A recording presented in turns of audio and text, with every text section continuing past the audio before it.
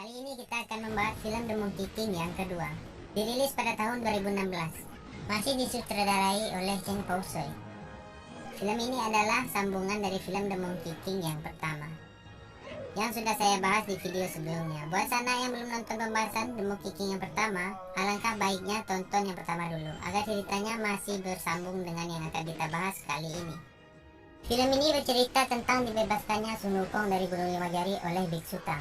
Tetapi dia harus menjaga Biksu Tang dalam perjalanan mengambil kitab suci ke barat.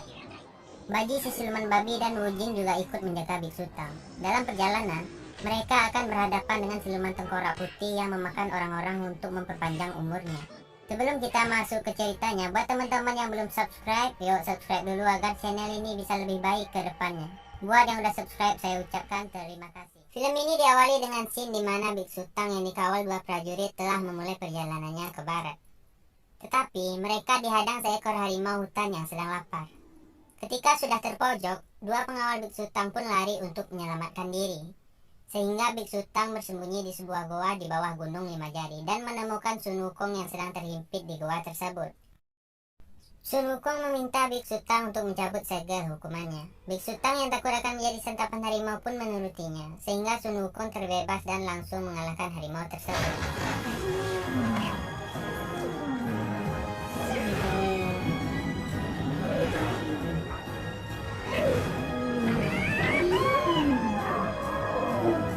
Sun Wukong mengatakan bahwa pertemuan mereka adalah takdir yang sudah dijanjikan 500 tahun lalu. Ketika bebas, Sun Wukong harus mengawal Biksu Tang dalam perjalanan ke barat. Tetapi Biksu Tang menolaknya, yang membuat Sun Wukong merasa senang dan Sun Wukong pun pergi meninggalkan Biksu Tang. Ketika Sun Wukong pergi, tiba-tiba sebuah mahkota berwarna emas keluar dari barang bawaan Biksu Tang dan melayang. Tiba-tiba Sun Wukong balik ke tempat Biksu Tang dengan mahkota yang sudah terpakai di kepalanya. Dan Sun Wukong berpikir itu adalah ulah Biksu Tang yang sebenarnya tidak tahu apa-apa. Sun Wukong menyuruh Biksu Tang untuk melepaskannya, tetapi Biksu Tang tidak tahu caranya. Biksu Tang melihat tulisan di mahkota itu dan membacanya. Seketika Sun Wukong merasa kesakitan.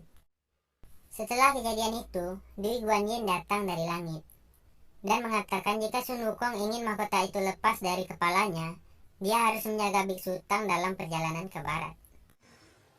Tiba-tiba seekor naga muncul dan hendak menyerang Biksu Tang. Sun Wukong langsung menyelamatkan Biksu Tang dan melawan naga tersebut.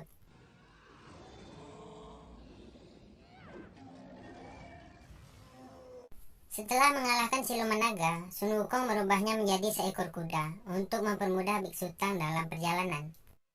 Scene berganti di sebuah rumah yang dihuni oleh gadis kecil bersama ayahnya. Rumah mereka didatangi sekelompok orang bertopeng yang mengaku sebagai siluman tengkorak putih dan hendak membawa gadis kecil tersebut. Tiba-tiba Ratu Siluman Tengkorak Putih yang asli pun datang bersama siluman-siluman bawahannya. Pasukan bertopeng mengaku mereka adalah utusan raja. Ratu Siluman yang marah pun menghabisi pasukan bertopeng yang telah mengaku sebagai dirinya. Scene berganti di mana Siluman Tengkorak Putih terlihat sedang memata-matai Biksu Tang dari sebuah cermin. Sun Wukong dan Biksu Tang telah sampai di padang pasir dan melihat seseorang yang rupawan mendekati mereka. Dengan mata ajaibnya, Sun Wukong mengetahui orang itu adalah siluman babi atau yang lebih dikenal dengan nama Zubaji yang sedang menyamar sehingga mereka bertarung. Zubaji pun meminta pertolongan pada Wu Jing. Mereka pun beradu kekuatan dan akhirnya Sun Wukong menang. Mereka berkata bahwa mereka juga menunggu kedatangan Biksu Tang yang ingin mengambil kitab suci ke barat untuk mengawalnya sampai tujuan. Sun Wukong tidak percaya begitu saja dan ingin menghabisi mereka. Tetapi Biksu Tang membela Baji dan Wu Jing karena ceroboh Biksu Tang tak sengaja membuat Baji dan Wu Jing jatuh ke jurang. Tetapi Baji dan Wu Jing tidak apa-apa, mereka pun melanjutkan perjalanan. Ketika ingin beristirahat, mereka menemukan sebuah rumah di tengah hutan. Ratu Tengkorak Putih pun menyamar menjadi seorang nenek-nenek penghuni rumah di hutan tersebut, bersama dua bawahannya yang menyamar menjadi cucu si nenek. Tetapi Sun Wukong mencurigai si nenek adalah seorang siluman. Ketika Wukong hendak menggunakan jurus mata ajaibnya, si nenek mengibarkan bajunya sehingga ada serbuk yang berterbangan yang membuat mata ajaib Sun Wukong tidak bekerja. Nenek itu pun menyuruh mereka untuk masuk ke dalam rumah dan dijamu dengan baik. Baji merayu si nenek agar dijodohkan dengan cucunya, dan Baji pun langsung pergi mencari gadis tersebut. Biksu Tang yang melihat itu pun menyuruh Wu Jing untuk terus mengawasi Baji yang sifatnya ceroboh. Karena Sun Wukong terus menggosok matanya, si nenek pun menyarankan Sun Wukong untuk mencuci matanya ke sungai kecil yang ada di hutan. Sebelum pergi, Sun Wukong membuat lingkaran pelindung untuk Biksu Tang. Sun Wukong meminta agar Biksu Tang jangan keluar dari lingkaran itu apapun yang terjadi. Setelah sampai di sungai, Wukong pun langsung mencuci matanya dan mencoba untuk menggunakan jurus mata ajaibnya, tetapi masih belum bisa. Sekarang Biksu Tang sendirian tanpa pengawalan 3 muridnya. Si nenek pun mencoba untuk menembus mantra perlindungan Sun Wukong, tetapi ia gagal. Si nenek tidak kehabisan akal. Ia pun mulai mengarang cerita yang membuat Biksu Tang tersentuh dan berjalan keluar dari lingkaran pelindung. Tongkat Sun Wukong pun merespon mantra pelindung yang sudah hilang. Karena matanya belum pulih, ia pun mengeluarkan api dari mulutnya dan menyerap api tersebut dengan matanya. Seketika mata ajaibnya berfungsi kembali. Sun Wukong pun langsung balik ke rumah tersebut dan menggunakan mata ajaibnya. Sun Wukong langsung mengetahui kalau nenek itu adalah Ratu Siluman. Ketika Wukong hendak menyerangnya, Ratu Siluman Tengkorak pun kabur. Wukong langsung mengejarnya dan pertarungan pun terjadi.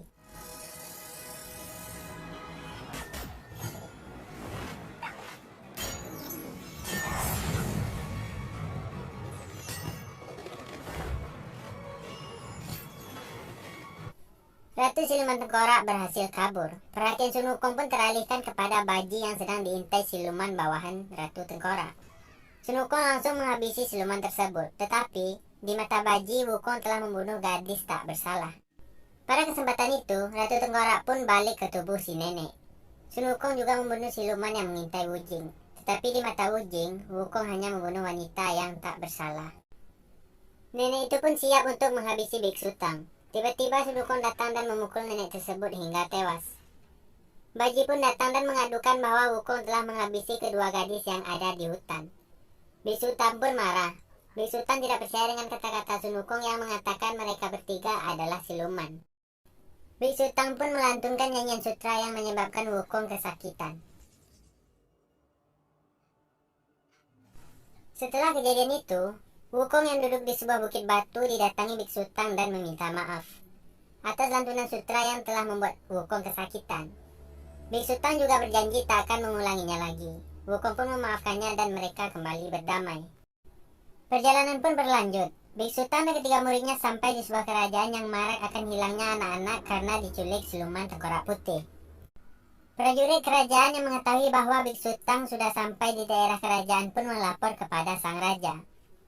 Raja pun memerintahkan untuk menyambut Biksu Tang dengan ramah. Biksu Tang pun sampai di kerajaan dan dijamu dengan baik oleh raja.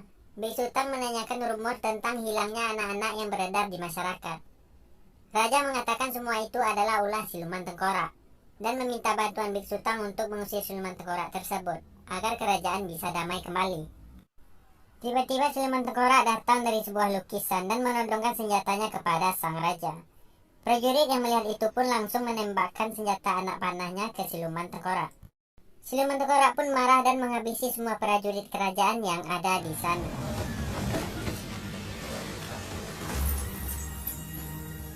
Setelah kejadian itu, Ratu Tengkorak pun mengajak Wukong untuk bicara empat mata dengannya. Tetapi Sun Wukong menolak. Siluman tengkorak mengatakan Sun Wukong menolak karena dia takut. Karena merasa diremehkan, Wukong pun mengikutinya. Siluman tengkorak menghasut dan mengajak Wukong untuk bekerja sama. Siluman tengkorak mengatakan bahwa bisa membantu Wukong untuk melepaskan mahkota yang ada di kepalanya. Dengan syarat, Wukong harus membiarkannya untuk memakan Biksu Tang. Dan mengatakan bahwa Wukong harus menyuruh Biksu Tang menemui siluman tengkorak sendirian. Scene berganti di mana terlihat banyak kurungan yang berisi anak-anak. Tangan salah seorang anak itu pun disayat. Darahnya diambil dan dimasukkan ke dalam gelas kecil. Ternyata darah itu adalah ramuan untuk raja yang menderita sakit pada tangannya yang terkena kutukan. Ternyata sang raja lah yang selama ini menculik anak-anak warga desa. Sang raja juga mengincar Biksu Tang karena ia percaya dengan memakan Biksu Tang, kutukan di tangannya akan sembuh total. Scene berganti di mana Biksu Tang menemui siluman tengkorak sendirian. Ketika sedang berbincang, tiba-tiba Wukong yang menirukan wujud Biksu Tang datang dan mengaku sebagai Biksu Tang yang asli. Siluman tengkorak yang marah pun mengacungkan senjatanya pada Biksu Tang. Wukong langsung menahannya. Baji dan Wujing pun datang dan pertarungan terjadi.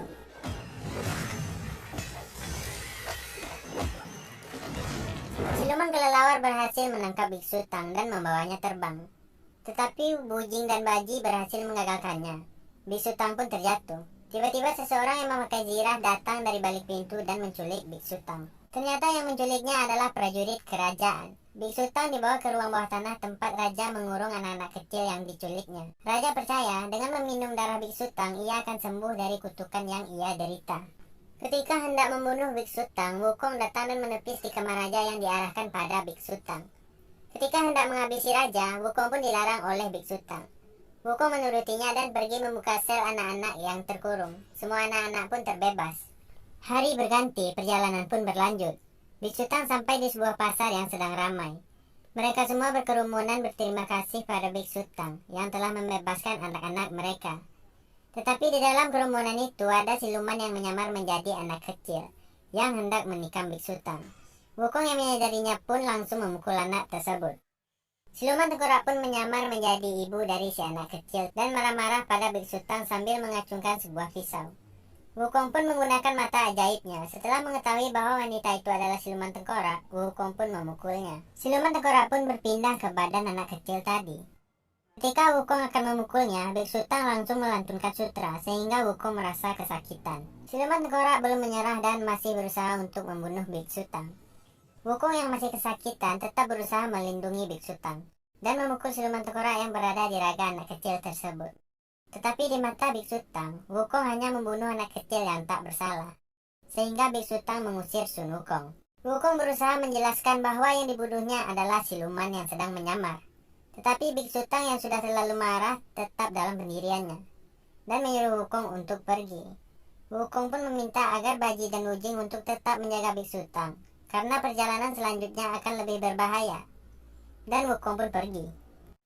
Melihat Wukong sudah pergi, Ratu Siluman pun langsung menculik Biksu Tang. Baji dan Wujing yang sudah kehilangan gurunya pun merasa putus asa, karena mereka yakin takkan bisa mengalahkan siluman tengkorak dengan kekuatannya. Baji menyatakan agar mereka bubar. Mendengar perkataan Baji, Wujing pun emosi dan marah. Biksu Tang yang dibawa ke tempat siluman tengkorak tetap berusaha mengajaknya kembali ke jalan kebaikan. Tetapi siluman tengkorak menolak dan mengatakan ia hanya ingin memakan Biksu Tang agar ia menjadi abadi. Wukong yang sudah pergi pun berniat kembali ke kediamannya. Di tengah perjalanan, ia bertemu dengan Dwi Guanyin dan mereka pun berbincang. Baji yang mendatangi kediaman Wukong tidak menemukan Wukong di sana, tetapi Baji melihat zirah Sun Wukong yang terletak rapi. Scene berganti di mana Wujing datang ke kediaman siluman tengkorak untuk menyelamatkan gurunya, tetapi ia dihadang oleh pasukan tengkorak hidup dan mereka pun bertarung. Di tengah pertempuran, seseorang berjubah pun datang yang Wujing sangka itu ialah Sun Wukong. Ternyata itu adalah Zubaji yang memakai zirah Sun Wukong yang dilihatnya di kediaman Sun Wukong tadi dan pertempuran pun berlanjut.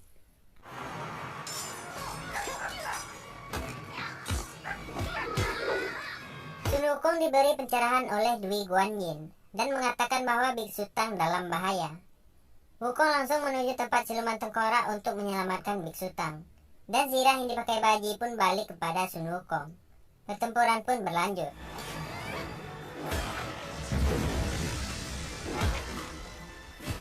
Wukong pun melempar tongkatnya untuk menghentikan siluman tengkorak yang menghisap jiwa Biksu Tang. Siluman tengkorak pun berubah menjadi raksasa dan bertarung melawan Sun Wukong.